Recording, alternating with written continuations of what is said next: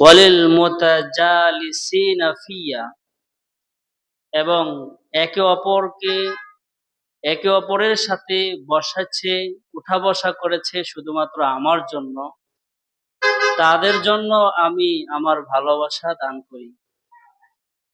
এবং রাসূল সাল্লাল্লাহু আলাইহি ওয়াসাল্লাম বলেছেন, ওয়াল মুতাজাওয়িরিনা ফিয়া, যারা একে অপরের সাথে সাক্ষাৎ করে একমাত্র আমার জন্য, তাদের জন্য আমার মহব্বত ওয়াজিব হয়ে যায়। অন্য হাদিসে রাসূল সাল্লাল্লাহু আলাইহি ওয়াসাল্লাম বলেছেন, আল মারউ মা'a মান আহাব, দুনিয়াতে যে যাকে মহব্বত করবে, হাসরের ময়দানে সে তার সাথেই হাসরের ময়দানে থাকবে এবং তাদের সাথেই জান্নাত অথবা জাহান্নামে যাবে। যারা দুনিয়াতে থাকতে ভালো মানুষের সাথে উঠা বসা করেছে, হাসরের ময়দানে তাদের সাথেই থাকবে, জান্নাতে তাদের সাথেই যাবে। সুবহানাল্লাহ। আর দুনিয়াতে যারা খারাপ মানুষের সাথে উঠা বসা করেছে, খারাপ মানুষের সাথে সম্পর্ক রেখেছে, হাসরের ময়দানে তারা খারাপদের সাথে উঠবে এবং খারাপদের সাথে তারা জাহান্নামে যাবে। নাউজুবিল্লাহ। এজন্য আরেকটি হাদিসও আছে, যারা নামাজ পড়ে না, বেনামাজিদের সাথে উঠা বসা করেছে, তাদের হাসর নাসর হবে ফেরাউন, হামান, কারুনের সাথে। নাউজুবিল্লাহ। আর যারা নামাজ পড়েছে, তাদের হাসর নাসর হবে নবীদের সাথে। সুবহানাল্লাহ। তাদের হাসর নাসর হবে সাহাবায়ে কেরামের সাথে। এজন্য ভালো মানুষের সোহবত, ভালো মানুষের মহব্বত, এটা ঈমানের আলামত। হাদিসে রাসূল সাল্লাল্লাহু আলাইহি ওয়াসাল্লাম বলেছেন, মান আহাব্বা লিল্লাহ, যে ব্যক্তি আল্লাহর জন্যই মহব্বত করে, ওয়া আবগাদা লিল্লাহ, এবং আল্লাহর জন্যই রাগ করে, ওয়া আতা লিল্লাহ, এবং আল্লাহর জন্যই দান করে, ওয়া মানাআ লিল্লাহ, এবং আল্লাহর জন্যই কাউকে দান করে না, কাউকে কিছু দেয় না। কার জন্য? আল্লাহর জন্যই দেয় না। তো আল্লাহ নবী বলেন, ফাকাদ ইসতাকমালাল ঈমান, ওই ব্যক্তির ঈমান পরিপূর্ণ আছে। সুবহানাল্লাহ। তাহলে মহব্বত করতে হবে কার জন্য? এবং রাগ করতে হবে কার জন্য? আপনার সন্তান, আপনার বিবি বেপরদা চলে, তাহলে তার সাথে রাগ করলেন, এটা তো আল্লাহর জন্য রাগ করলেন। তো এই রাগ করাটার কারণে আপনার ঈমান পরিপূর্ণতা লাভ করবে। আবার ভালো মানুষকে দিবেন, নেককার মানুষকে কিছু খাওয়াবেন, মসজিদ মাদ্রাসায় দান করা, এটা তো হয় আল্লাহর জন্য। যে ব্যক্তি মসজিদ মাদ্রাসায় আল্লাহর জন্য দান করে, ওই ব্যক্তির ঈমান পরিপূর্ণতা লাভ করে।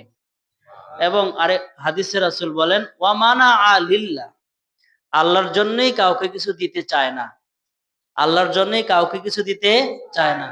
যেমন অসামাজিক কাজ, গান বাদ্য হবে, সেখানে যদি আপনার কাছে বলে যে ওখানে গান বাদ্য হবে, আপনাকে 500 টাকা দিতে হবে, তা আপনি না দেওয়াটা হলো আপনার ঈমানের পরিপূর্ণতার আলামত। এক জায়গায় নর্তকী এসে নাচবে, সেখানে আপনার কাছে সামাজিক লোক হিসেবে আপনার কাছে চাইলো যে অমুক সাহেব আপনাকে এত টাকা দিতে হবে। খেলাধুলা হবে, সেখানে আপনাকে যেতে হবে, তো সেখানেও যদি না যায়, তো এটা হলো আল্লাহর জন্য না যাওয়া।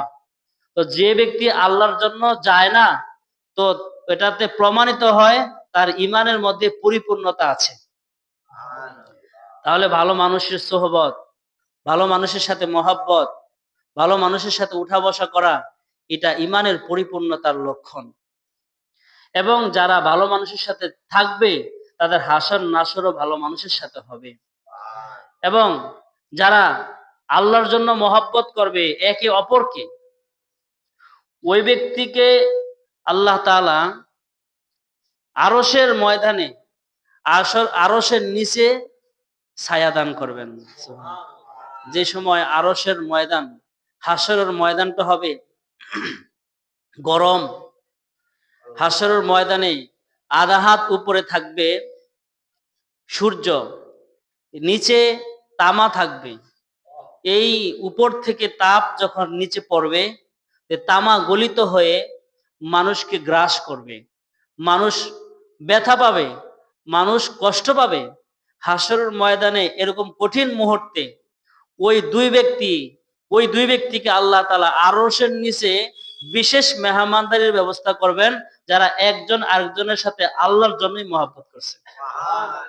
কার সাথে মহব্বত হয়েছে? মানুষের সাথে মহব্বত হয়েছে, কিন্তু কার জন্য? আল্লাহর জন্য। হাদিসে রাসূল বলেছেন, সাবআতুন ইযিল্লুহুমুল্লাহু ফি যিল্লিহি ইয়াওমা লা যিল্লা ইল্লা যিল্লু। হাসরের ময়দানে আরশের ছায়া ছাড়া আর কোনো ছায়া থাকবে না। সেদিন আল্লাহ তাআলা 7 শ্রেণীর মানুষকে আরশের নিচে ছায়া দান করবেন। এক নম্বর হলো ইমামুন আদিলুন, ন্যায় বিচারক বাদশা। ওয়া শাবুন নাশা ফি ইবাদাতিল্লাহ, ওই যুবক, যে যুবক যৌবনকালেই আল্লাহ তাআলার ইবাদত করে। ওয়ারাজুলান তাহাব্বানি ফিল্লাহ,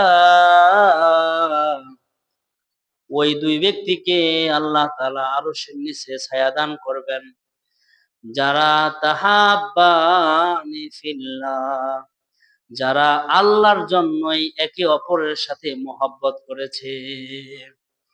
কার জন্য মহব্বত হয়েছে? বর্তমানে তো মহব্বত আর সম্পর্ক হয় শুধুমাত্র স্বার্থ হাসিল করার জন্য। স্বার্থ হাসিল হলেই তার সাথে সম্পর্ক আছে, কিছু খাইতে পারলে নিতে পারলে এগুলাই কি মহব্বত থাকে। আর যখন আল্লাহর জন্য মহব্বত টিকে না, বেশি দিন টিকে না। তবে আল্লাহর জন্য মহব্বত এখনো কিছু মানুষের আছে, যারা শুধুমাত্র কেবলমাত্র একমাত্র আল্লাহর জন্যই মানুষকে মহব্বত করে। ওলামায়ে কেরাম, ইমাম সাহেব, পীর মাশায়েখ, এদেরকেও অনেকে মহব্বত করে শুধুমাত্র কার জন্য? আল্লাহর জন্য। এই যে ইমাম সাহেব, ওলামায়ে কেরাম, পীর মাশায়েখ, মসজিদ মাদ্রাসার সাথে যে একটা মহব্বত, এটা একমাত্র কার জন্য হয়ে থাকে?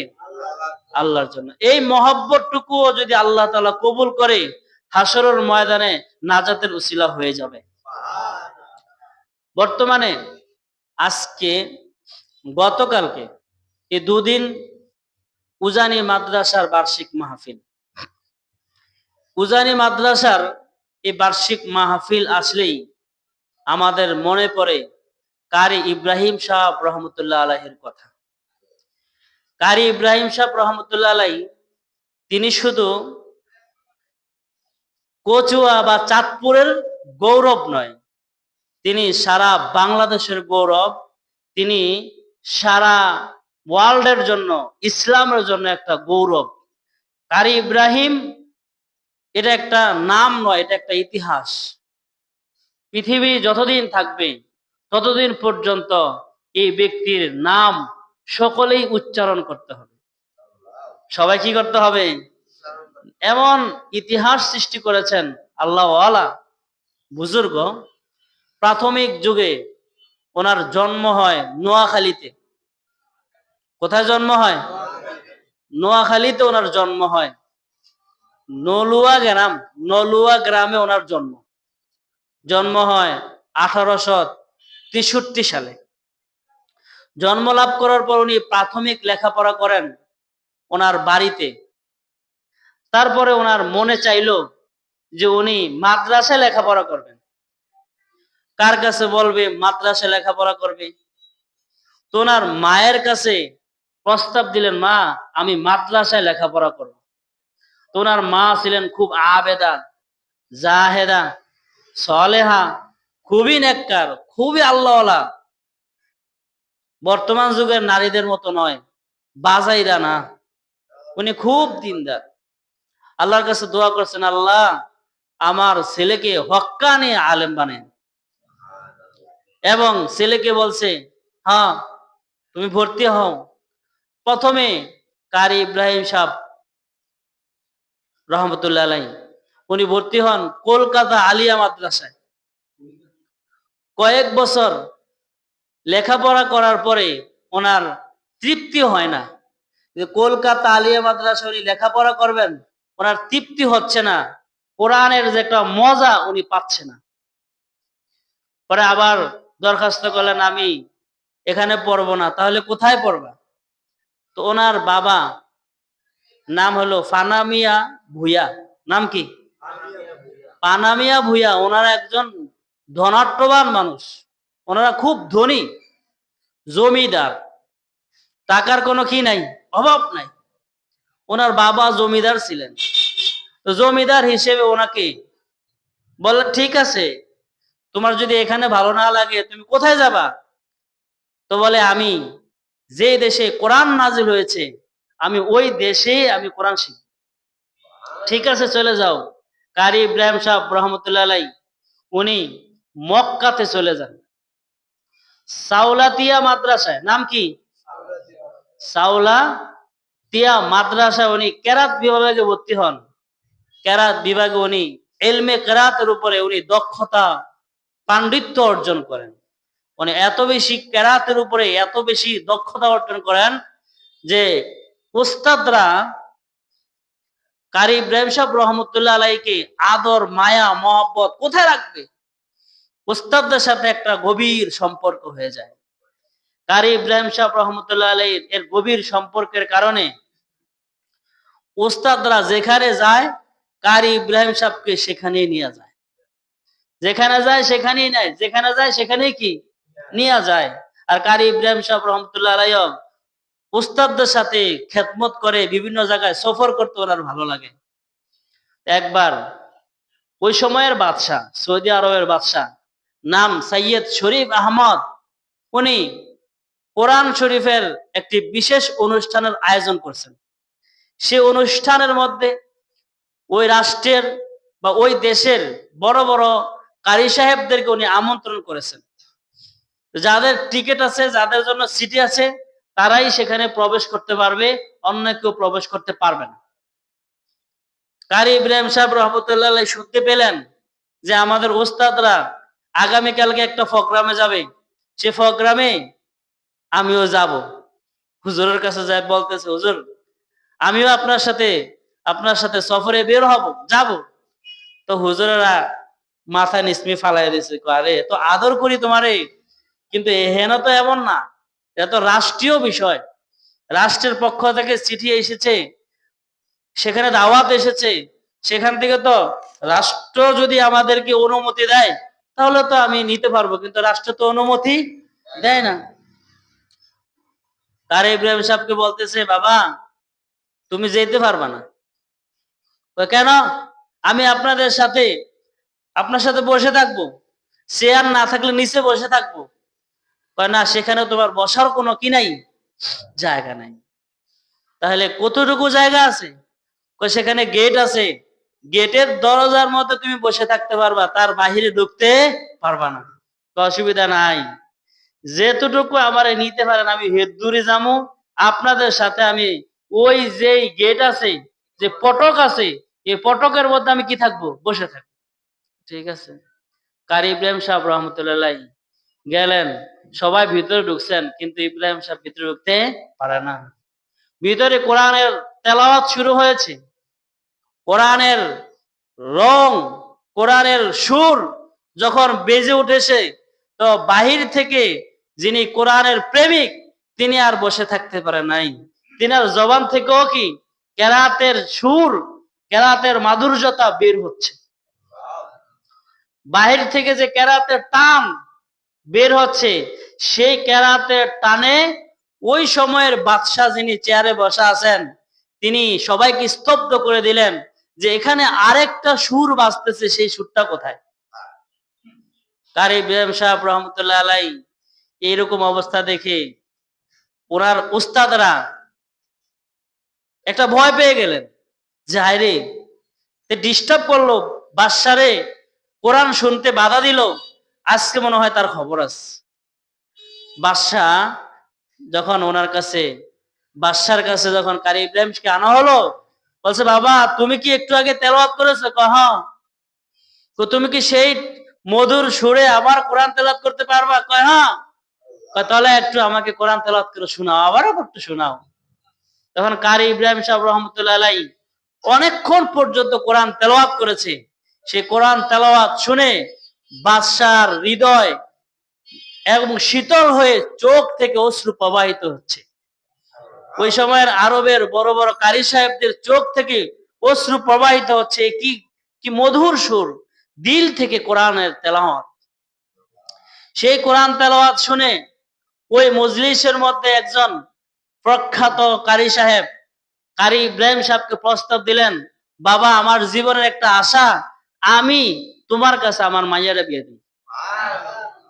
আরব দেশের মাইয়া বিয়ে করা বাঙালির জন্য কি নাই, জায়েজ নাই, কিন্তু এখন জোর করে দিতেছে। কিসের কারণে? এ কোরআনের কারণে। কোরআনের কারণে কারি ইব্রাহিম সাহেব রহমতুল্লাহ দামি হয়ে গেছে। উনি সকলের মন জয় করেছেন, আখলাক আর চরিত্র, আমল আখলাক দিয়ে সকলের মন জয় করেছেন। বাদশাহ প্রস্তাব দিলেন, এই কারি ইব্রাহিম সে সাউলুতিয়া মাদ্রাসায় উনি খেদমত করবেন, ওনাকে চাকরিও দেওয়া হয়েছে।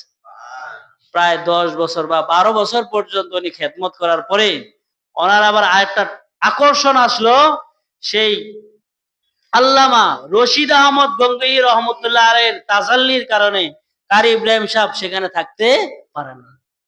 কারি ইব্রাহিম সাহেব বউ বিড়ি থুয়া যা আছে সেই আল্লামা রশিদ আহমদ গঙ্গোহীর সোহবতে চলে আসলেন। আইসা ওনার হাতে মুরিদ হলেন। আল্লাহ ওয়ালাদের সোহবতে মানুষের জিন্দিগি পাল্টে যায়। বলেন কি যায়?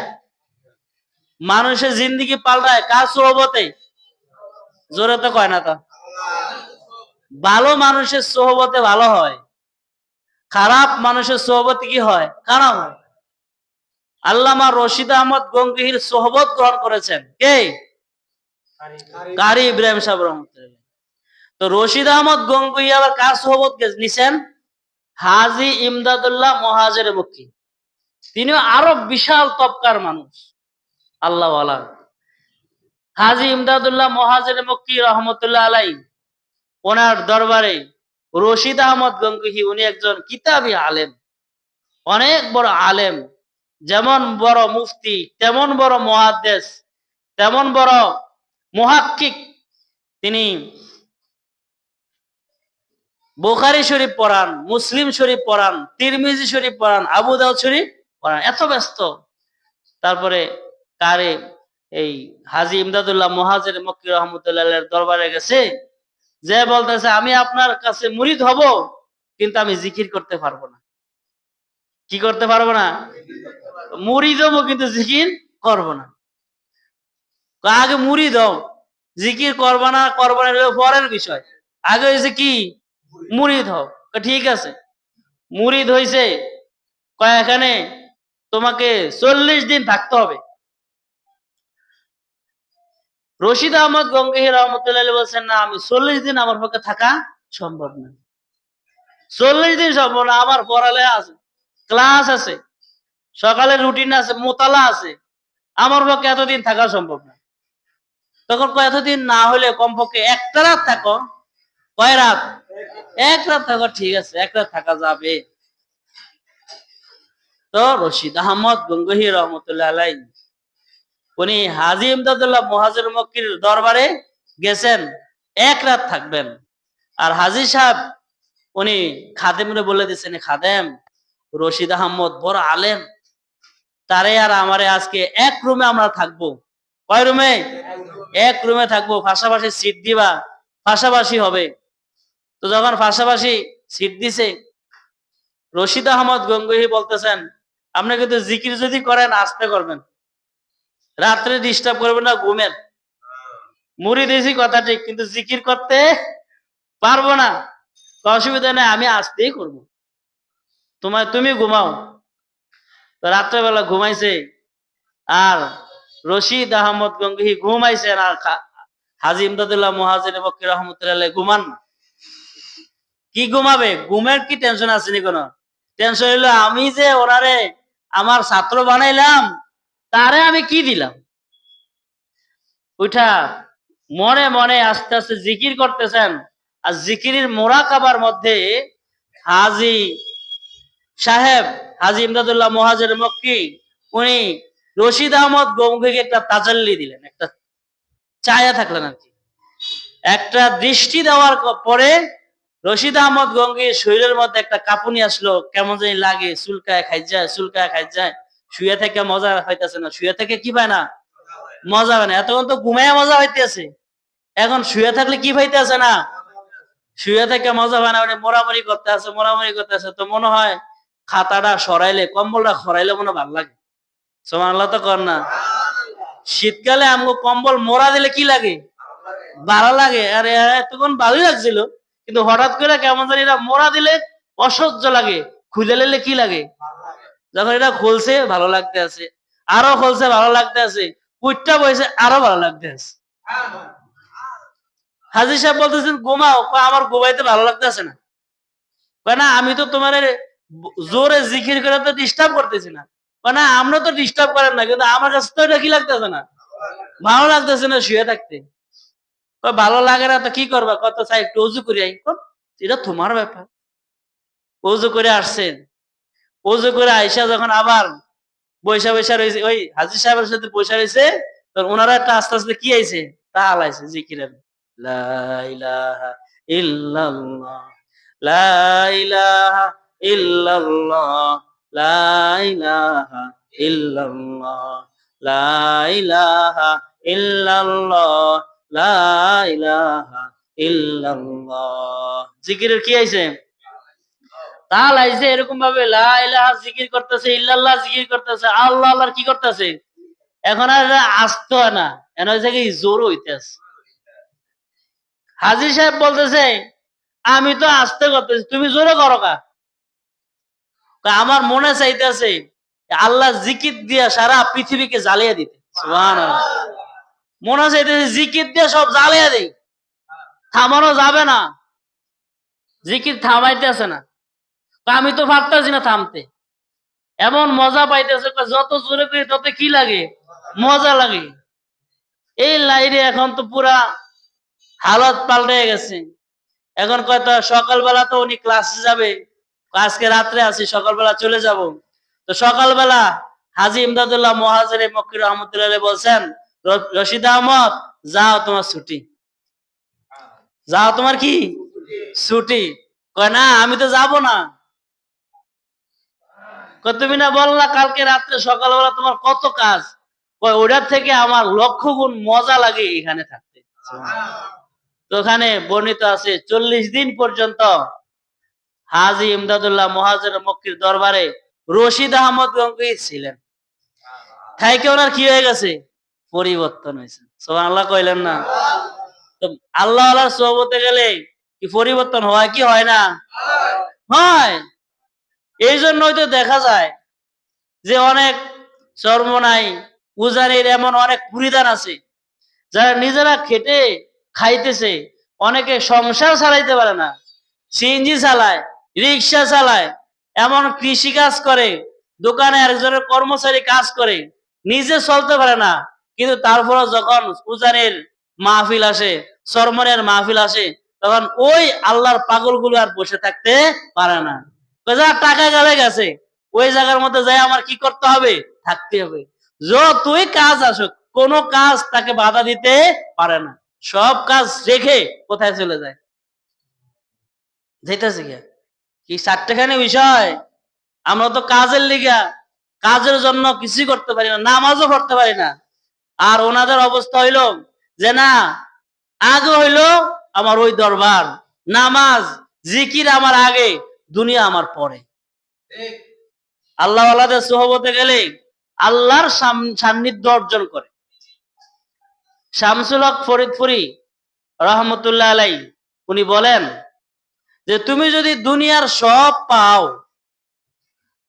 বিবি, ছেলে সন্তান, সম্পদ, টাকা পয়সা, অর্থকড়ি, ব্যাংক ব্যালেন্স, দোকানপাট, বাড়ি গাড়ি, তুমি সব পাইলা কিন্তু আল্লাহরে পাও নাই, তাহলে তুমি কিছুই পাও নাই।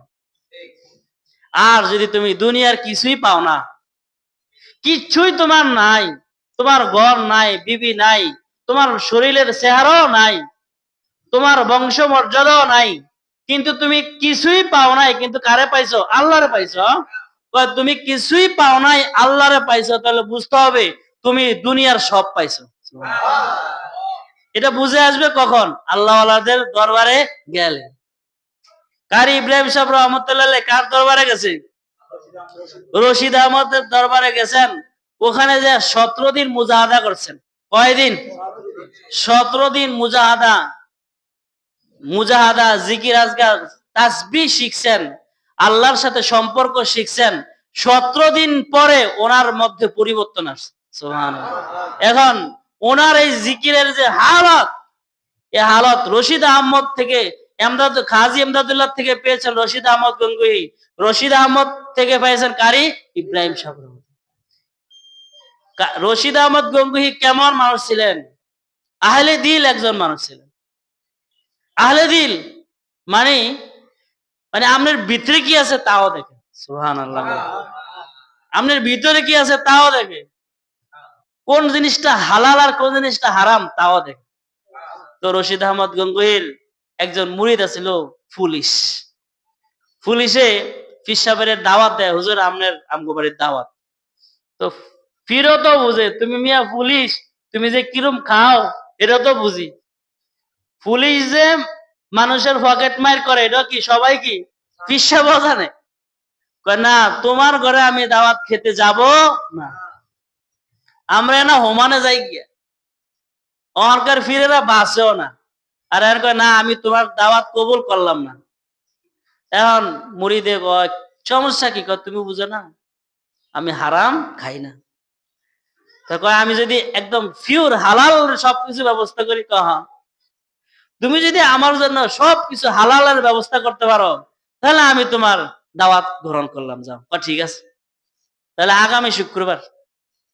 তো এরকম বার নির্দিষ্ট করে যখন বাড়িতে গেছেন, সব হালাল টাকা, কোনটা হালাল কোনটা হারাম এটা তো বুঝে। কোন আল্লাহওয়ালার মুরিদ হইলে এটা হালাল আর হারাম হয়ে বুঝে। আর আল্লাহওয়ালার মুরিদ না হইলে সে মানুষের ক্ষেতের রাত করে চুরি করে মানুষের ক্ষেতের টিকা মরি চাই না খাইলো, এটা মনে করে হালাল।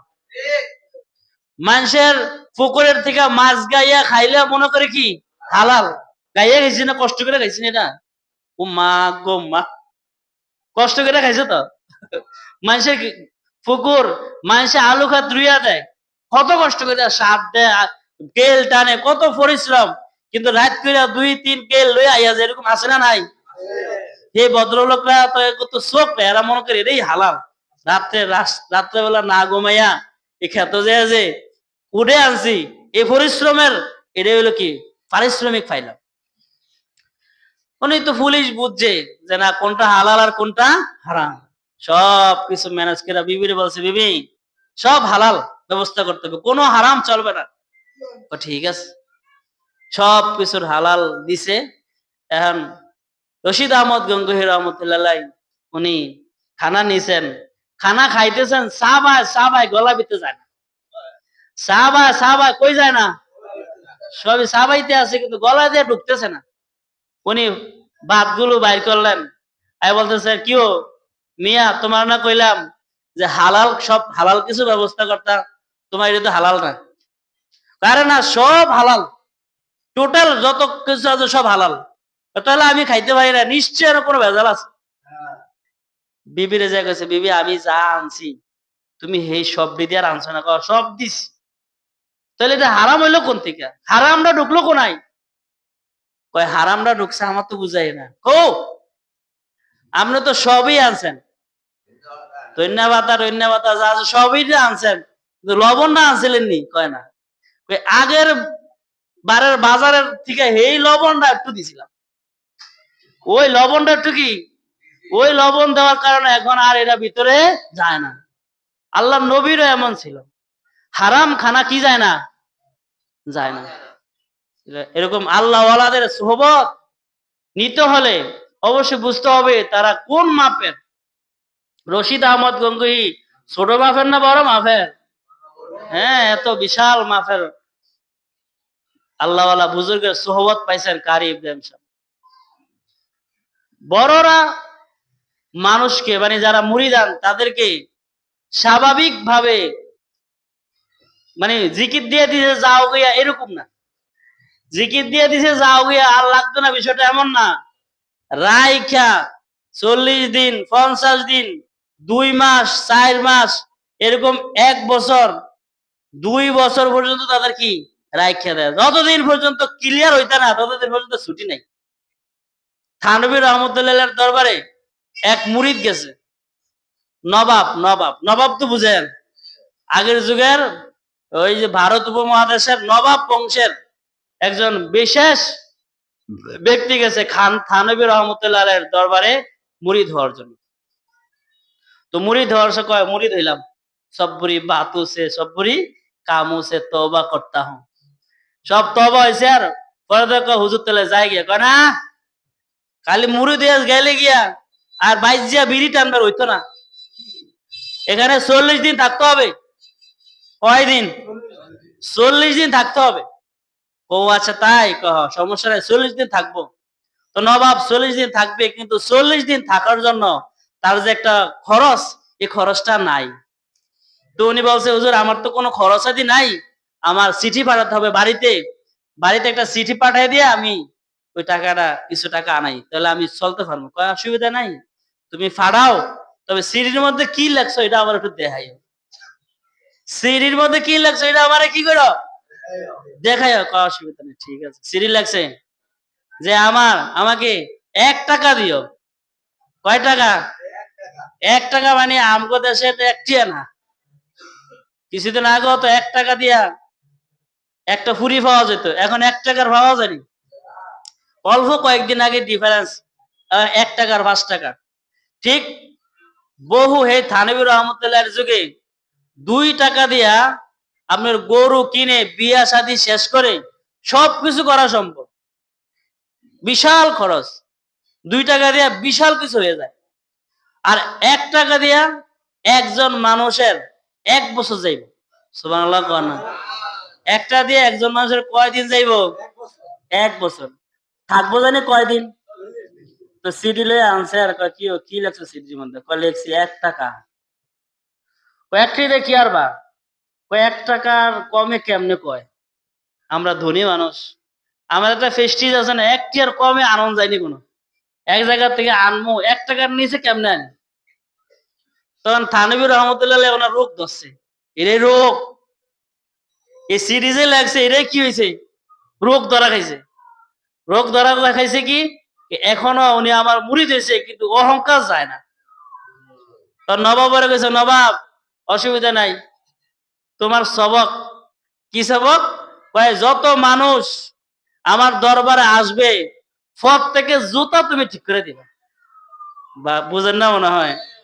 নবাব হয়েছে, নবাবের ভিতরে অহংকার ঠিক করতে হইব কি দিয়া? জুতা ঠিক করো। এই নবাব এখন জুতা ঠিক করতেছে, ঠিক করতে করতে করতে করতে এই নবাবও আল্লাহ হয়ে গেছে। কি ঠিক করছে? জুতা ঠিক করছে। কারি ইব্রাহিম সাহেব রহমতুল্লাহ দরবারে গোড়ার ঘাস কাটছে, গোড়ার ঘাস কাটছে সৈয়দ ইসাক রহমতুল্লাহ। কিসের ঘাস? আর জোরে কর না, কি এর ঘাস? ক্লাস করে না, লেখাপড়া করে না, এই গোড়ার ঘাস কাটছে। এই গোড়ার ঘাস কাটতে উনি আল্লাহ হয়ে গেছে। আল্লাহওয়ালাদের সোহবতে গেলে যে আপনি কিভাবে আল্লাহওয়ালা হবেন, যে আপনি জিকির করলেন, শান শকত, আপনি অহংকার, বিড়ি খাওয়ান ছাড়ে না, সুদ খাওয়ান ছাড়ে না, এই মুরিদ হয়ে লাভ কি? মুরিদ হয়েছে সৈয়দ ইসহাক রহমতুল্লাহ, উনিও কারি ইব্রাহিম সাহেব রহমতুল্লাহ সোহবত পাইছে, পাইয়া ওনাদেরও বিশাল অবস্থান আছে না। তো এরকম আল্লাহওয়ালাদের সোহবত যখন পাবে, তখন দেখা যাবে ওই লোকটা আল্লাহওয়ালা হয়ে যায়। সুবহানাল্লাহ।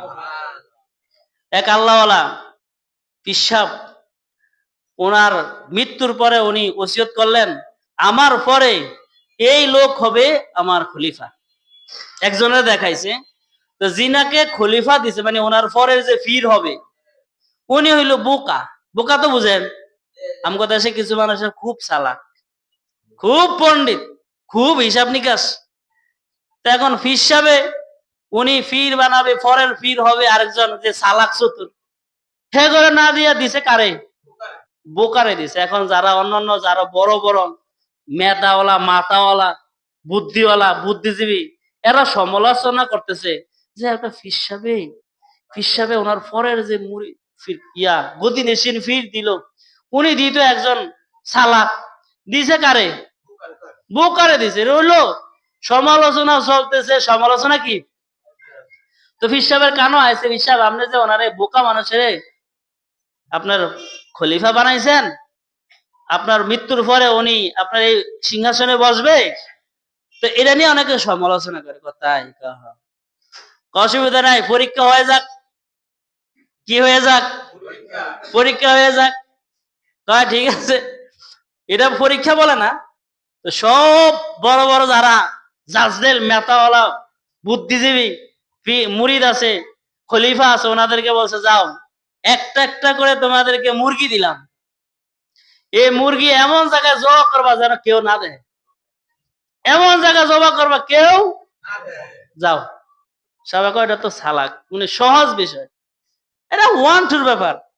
সবাই নিয়ে এক একজনে গাছের সিফায়, এক একজনে কোথায় ঘরের ভিতরে, আরেকজনে পানির নিচে, আরেকজনে খাতার নিচে, আরেকজনে ছাদের উপরে, এমন জায়গায় যে জবা করছে যেন আর কেউ দেখে না। সবাই জবা করে কি আয়ে গেছে, কিন্তু ওই বোকা হে আইয়ে না, হে অনা আসে না।